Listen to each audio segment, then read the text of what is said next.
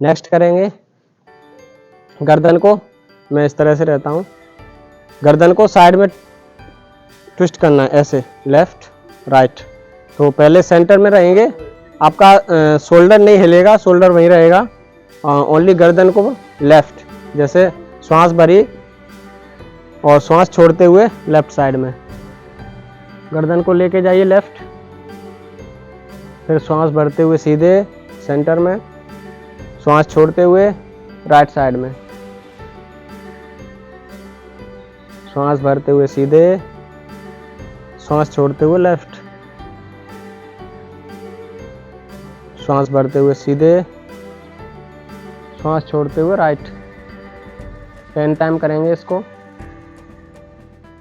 गर्दन की मांसपेशियों में थोड़ा बहुत खिंचाव होगा तो उतना ही करें जहाँ तक आपकी नॉर्मली जा रही है। धीरे धीरे धीरे धीरे इसको बढ़ाते जाएंगे, पहले थोड़ा जाएं, फिर धीरे धीरे बढ़ाते जाएं। आंखें खोल के कीजिए, नहीं तो चक्कर भी आ सकते हैं।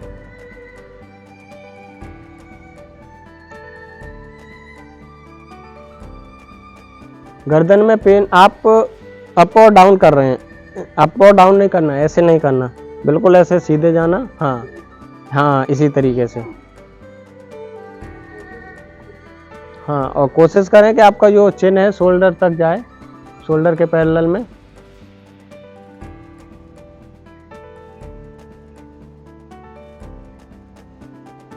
गर्दन की ये एक्सरसाइजें बहुत अच्छी हैं। गर्दन का कोई भी इशू है धीरे धीरे ठीक हो जाएगा, अदरवाइज तो नहीं है तो कभी होगा नहीं।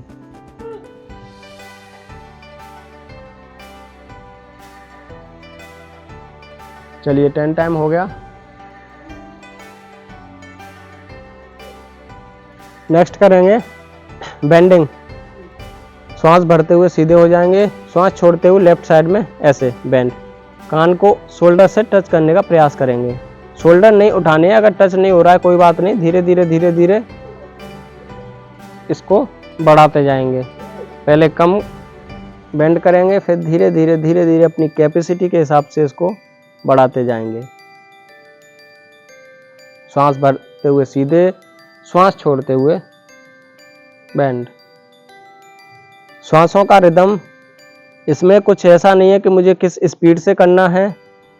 जिस रिदम के साथ में आपकी श्वासें चल रही हैं, इनहेल और एक्सहेल चल रहा है आपका, उसी के हिसाब से आपको करना है। धीरे धीरे आप देखेंगे कि 5-10 बार के बाद में आपका गर्दन शोल्डर से टच होने लग जाता है। मांसपेशियां जब एक्सपेंड करेंगी तो धीरे धीरे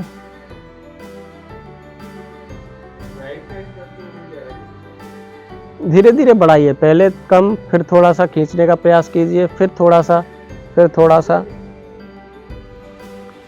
जरूरी नहीं है आज ही टच हो जाए, अभी आगे करके टच कर लेंगे, लेकिन उतना ही खींचना है जहाँ तक कोई पेन ना हो।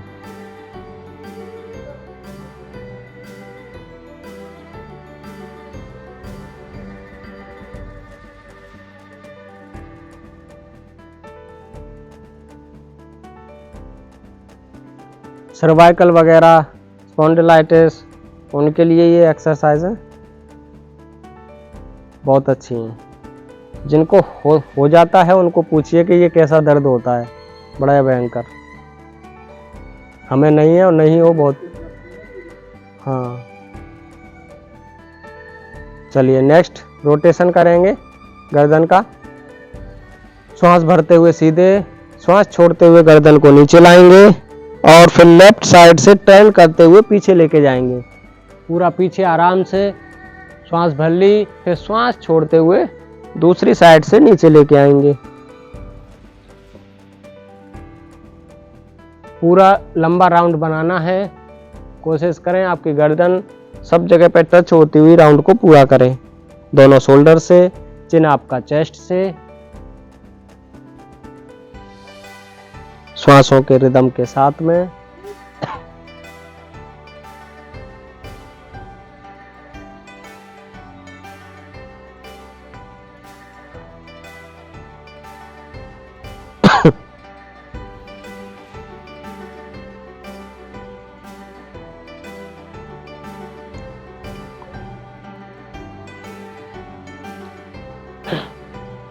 इसको आप अपने कंफर्टेबल के हिसाब से आंखें खोलकर, आंखें बंद करके, अगर चक्कर आ रहे हैं तो आंखें खोलकर करें, और अगर फिर भी चक्कर आ रहे हैं तो धीरे धीरे धीरे धीरे करें। बिल्कुल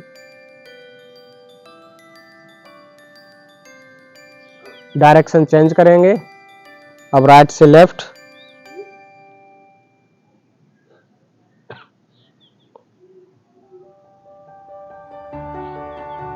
आपको शोल्डर नहीं लाने हैं, सिर्फ गर्दन।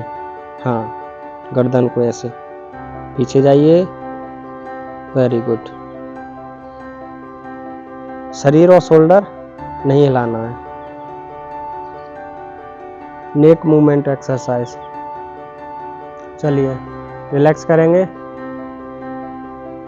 गर्दन के बाद में अभी शोल्डर। शोल्डर के लिए हाथों को सीधे खड़े हो जाएंगे। इसको बोलते हैं समानांतर स्थिति, सम स्थिति। दोनों पैरों में लगभग 2 से 3 इंच का गैप, ताकि बैलेंस मेंटेन रहे। पूरा ऐसे चिपकाना भी नहीं है, अदरवाइज तो बैलेंस नहीं बनता है। थोड़ा सा गैप, हल्का सा, और दोनों हाथ सीधे, सम स्थिति। उसके बाद में हमें श्वास भरते हुए दोनों हाथों को साइड से ऊपर लेके जाना है, इस तरीके से।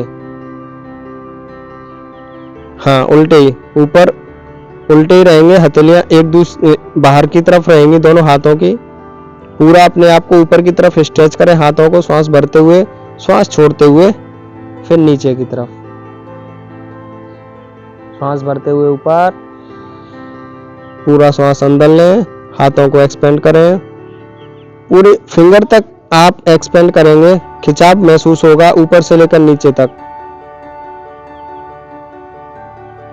आपकी जो मिडिल फिंगर है उससे लेकर के आपके शोल्डर तक पूरा खिंचाव आपको महसूस होगा। और ध्यान आपका श्वासों पर, अदरवाइज तो जो मांसपेशी में खिंचाव हो रहा है वहां पर।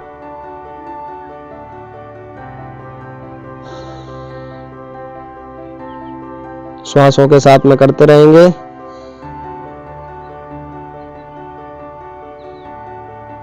फाइव,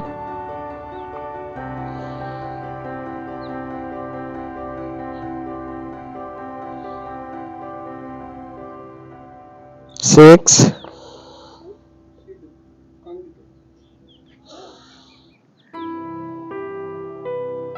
7,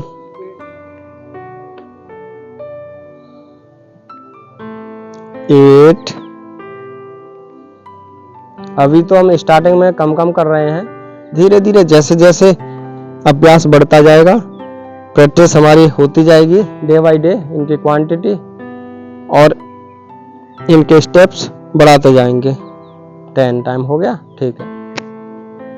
नेक्स्ट करेंगे ऐसे, दोनों हाथों की मुट्ठी बनाएंगे, अंगूठे अंदर, उंगलियां बाहर। हाँ, इस तरीके से। ठीक है। इसको बोलते हैं आदि मुद्रा। हाँ, आदि मुद्रा। अभी क्या करेंगे, रोटेट करेंगे हाथ को, दोनों हाथों को सांस भरते हुए ऊपर और श्वास छोड़ते हुए पीछे से नीचे लेके आएंगे।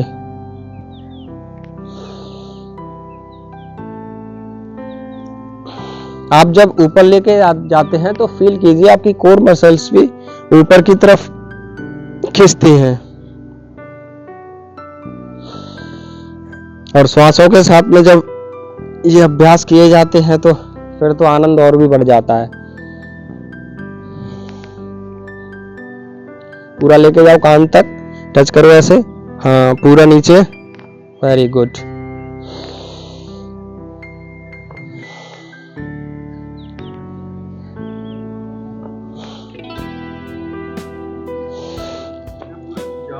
हाँ, पूरा एकदम आपकी कोर मसल्स, पैरों तक पूरा खिंचाव महसूस होता है।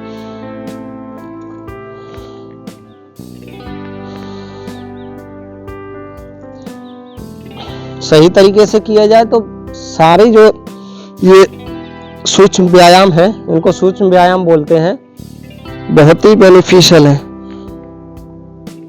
चलिए डायरेक्शन चेंज करेंगे, पीछे से लाएंगे हाथों को श्वास भरते हुए।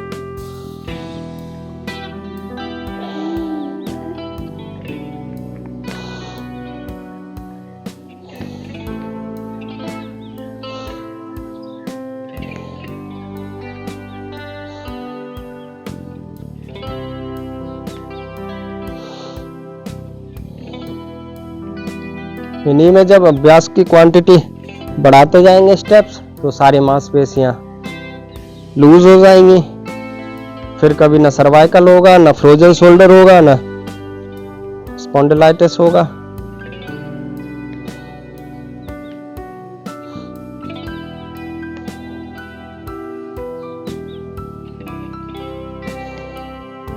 रिलैक्स करेंगे। नेक्स्ट, कमर के लिए हाथों को पीछे इंटरलॉक करेंगे, हाँ इस तरीके से, ठीक है। श्वास भरते हुए ऊपर जाएंगे पीछे की तरफ, हाथ नीचे की तरफ ही जाएंगे। श्वास छोड़ते हुए आगे झुकेंगे। ध्यान रखें कि आपके पैर नहीं मुड़े, जहां तक आप जा सकते हैं वहां तक जाएं। फिर श्वास भरते हुए सीधे,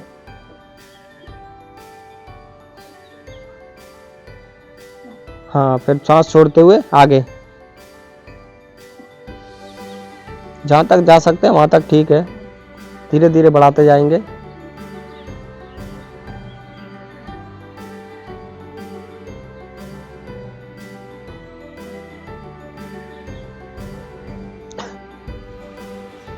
अब जिम करने से क्या प्रॉब्लम हो जाती है ना, ये शोल्डर स्टिफ हो जाते हैं बिल्कुल। फिर ये मूवमेंट नहीं होता है, ना ऐसे होगा आपका, ना ऐसे होगा आगे की तरफ, ना पीछे की तरफ, ऊपर की तरफ खींचने में बड़ा पेन होता है। अब ये इंटरलॉक है ना, अब देखिए हमारा इंटरलॉक इस तरीके से बिल्कुल पीछे शोल्डर गए एकदम, हाँ, और ये इंटरलॉक इस तरीके से रहता है।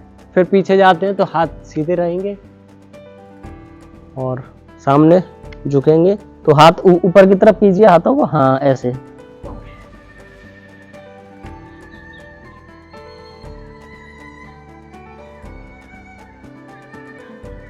जिम में टाइट होते हैं, यहाँ पे हम लूज करते हैं। हाँ।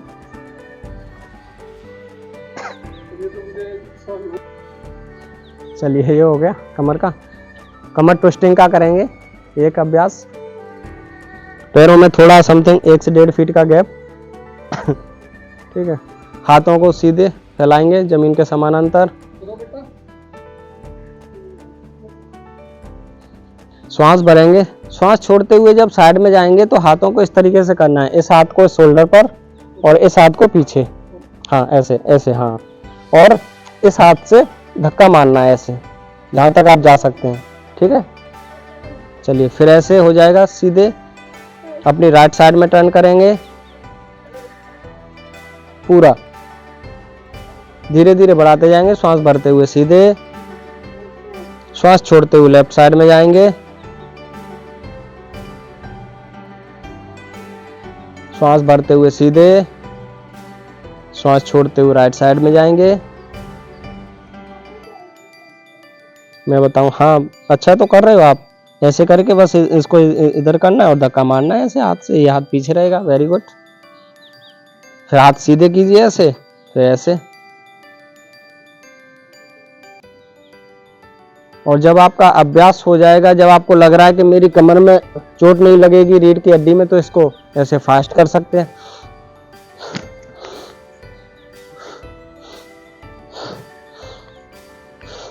लेकिन पहले स्टार्टिंग में स्लो स्लो करके रीढ़ की हड्डी को जो है, हाँ, तो उसको पहले थोड़ा सा लूजन किया जाएगा, फिर उसके बाद में ये अभ्यास किया जाएगा।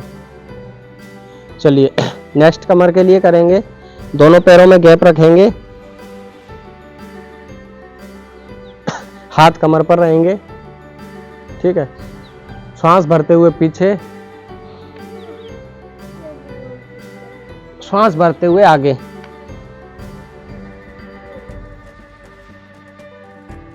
फिर श्वास भरते हुए पीछे,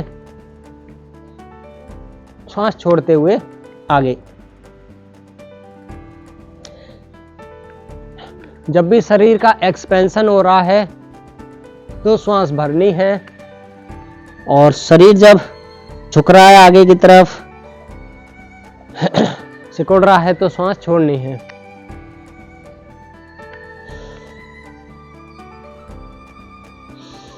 और श्वास को पूरा लेना है, और पूरा जब झुकते हैं तो खाली कर देना है बिल्कुल पेट में से, ताकि आप पहले से और ज्यादा जा पाए।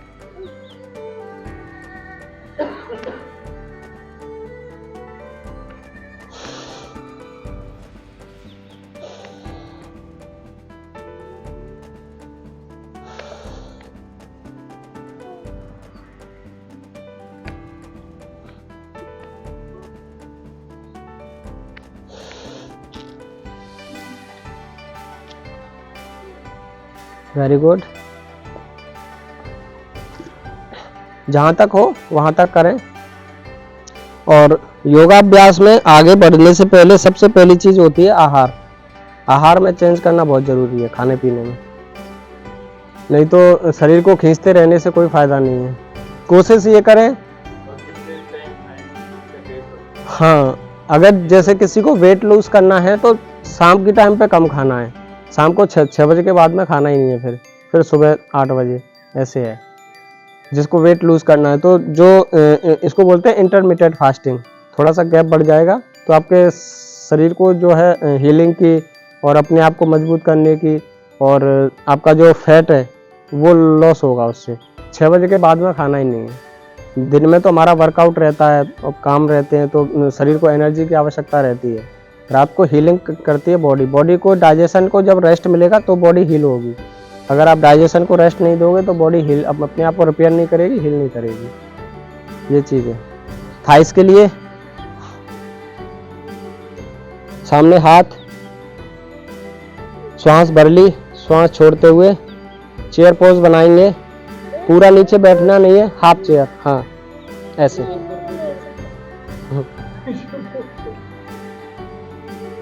स्टार्टिंग में थोड़ा सा रुक के ऊपर उठ जाएंगे, फिर थोड़ा होल्ड करेंगे।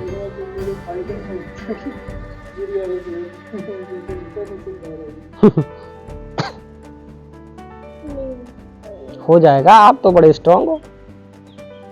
Very good. श्वास भरते हुए सीधे, श्वास छोड़ते हुए फिर से, हाँ।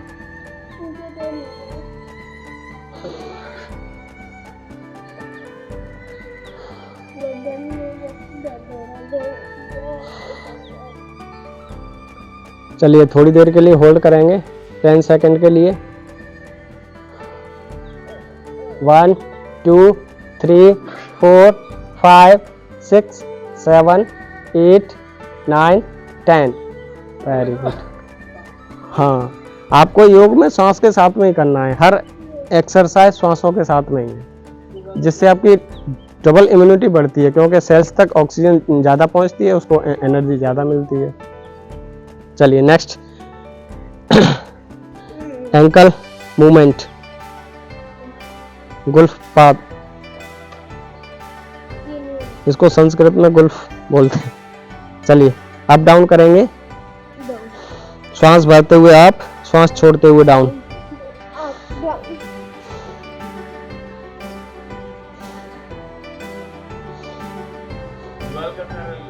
हाँ, आप नहीं कर पा रहे हैं, दीवार का सहारा ले लीजिए। ये सूक्ष्म व्यायामों से क्या है कि हम अपने शरीर को आगे जो मेन एक्सरसाइज है, मेन आसन है, उनके लिए तैयार कर रहे हैं बॉडी को। डायरेक्ट आसन करेंगे तो चोट लगने का डर रहता है।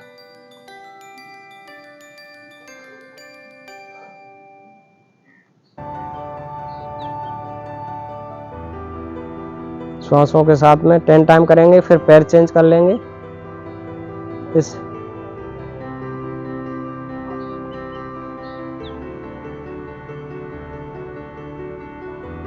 हाँ, घुटना आपको ऐसे नहीं, घुटना सीधा रहेगा, सिर्फ ये एंकल।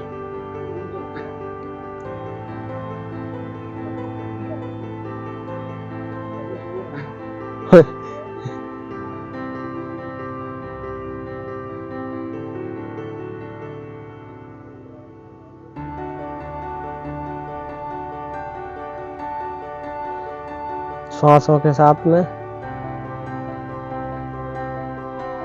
चलिए एक बार हो गया, 10 टाइम कर लिया। नेक्स्ट करेंगे रोटेशन, क्लॉकवाइज रोटेशन। श्वास भरते हुए ऊपर आएगा, श्वास छोड़ते हुए नीचे।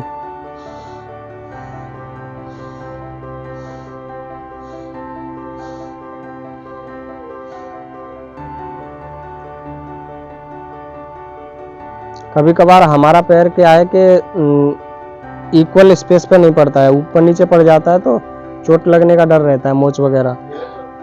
हाँ, तो ये जब करते रहेंगे एंकल का अभ्यास, तो उन चीज़ों से आपको असर नहीं पड़ेगा। जब आप ऑलरेडी अपने पैर को ऊपर नीचे आगे पीछे यूं घुमा रहे हो, तो उन चीज़ों का फिर हाँ, अब ऐसे मोड़ते रहेंगे हम, तो फिर बाकी फिर कैसे भी मुड़ जाए तो दिक्कत नहीं होगी।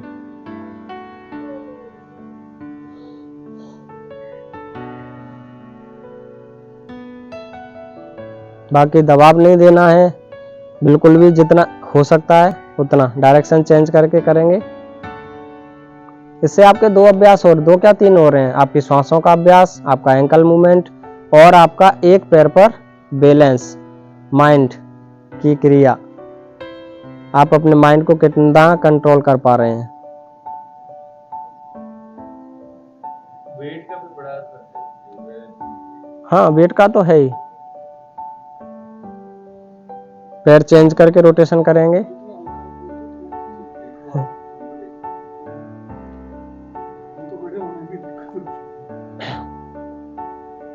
खाने में कोशिश करें कि तला भुना और मैदे वाले आइटम ये सब ना ही खाएं, खाएं तो महीने में एक बार।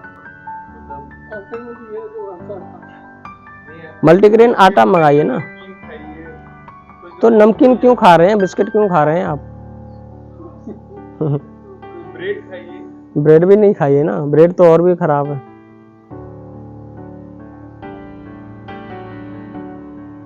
कोशिश करिए ज्यादातर चीजें वही खाइए जो कि हमको प्रकृति से डायरेक्ट मिल रही हैं, जिनको ना प्रोसेस किया गया है। ये जो बिक रहा है मार्केट में, ये फूड नहीं है, ये प्रोडक्ट है। हम प्रोडक्ट को खा रहे हैं, बिस्किट है, नमकीन है, चिप्स है, ये क्या, ये प्रोडक्ट ही तो है। तो जब हमारी बॉडी इन चीजों के लिए है ही नहीं, हमारी बॉडी बनी है ये 5 एलिमेंट से, पृथ्वी तत्व से, तो उन प्रोडक्ट को क्यों खाना है? पृथ्वी से जो डायरेक्ट मिल रहा है वो बेनिफिशियल है ज्यादा। जो डायरेक्ट हम मिलके ना कुछ प्रोसेस हुआ डायरेक्ट खा रहे हैं वो ज्यादा बेनिफिशियल है। बाकी प्रोडक्ट खाने से तो फिर डाइजेशन पे भी फर्क पड़ता है और वेट पे भी फर्क पड़ता है। चलो बैठ जाइए।